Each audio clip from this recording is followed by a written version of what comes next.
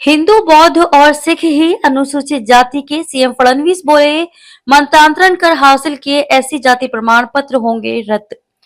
महाराष्ट्र के मुख्यमंत्री देवेंद्र फडणवीस ने गुरुवार को कहा कि यदि हिंदू, बौद्ध और सिख धर्म के अलावा किसी अन्य धर्म के व्यक्ति ने धोखाधड़ी से अनुसूचित जाति प्रमाण पत्र प्राप्त किया है तो उसे रद्द कर दिया जाएगा।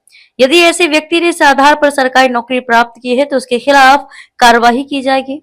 सीएम फडणवीस ने विधान परिषद में कहा कि यदि किसी व्यक्ति ने धोखाधड़ी से प्राप्त अनुसूचित जाति प्रमाण पत्र का उपयोग करके चुनाव जीता है तो उसका चुनाव भी रद्द कर दिया जाएगा। एक ध्यानाकर्षण प्रस्ताव का जवाब देते उन्होंने ये भी कहा कि राज्य सरकार जबरदस्ती और धोखाधड़ी के माध्यम से मंत्रांतरण के मामलों से निपटने के लिए कड़े प्रावधान करने की इच्छा रखती है। मुख्यमंत्री देवेंद्र फडणवीस ने कहा है कि महाराष्ट्र सरकार बलपूर्वक, छलपूर्वक या जबरदस्ती कराए जाने वाले मंत्रांतरण पर अंकुश लगाने के लिए कठोर मंत्रांतरण विरोधी कानून लाने के पक्ष में है। वह गुरुवार को विधान परिषद में भाजपा सदस्यों चित्रा वाघ, प्रवीण दरेकर और अन्य द्वारा ऐसे मामलों पर उठाए गए सवालों पर हुई चर्चा का जवाब दे रहे थे। आश्रय गृहों में जबरन मंत्रांतरण के मामले सामने आए हैं।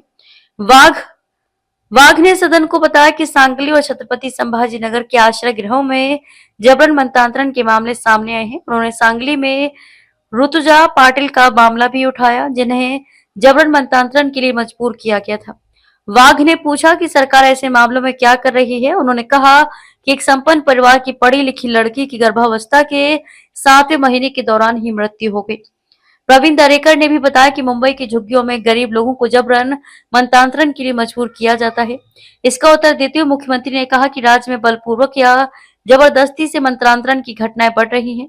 सदस्यों ने इस पर चिंता व्यक्त की है। कानून ऐसे मंत्रांतरण की अनुमति नहीं देता, इसलिए हमने ऐसी घटनाओं का अध्ययन करने और सुझाव देने के लिए पुलिस महानिदेशक की अध्यक्षता में एक समिति गठित की थी। समिति ने अपने सुझाव प्रस्तुत कर दिए हैं और रिपोर्ट हाल ही में प्राप्त हुई है।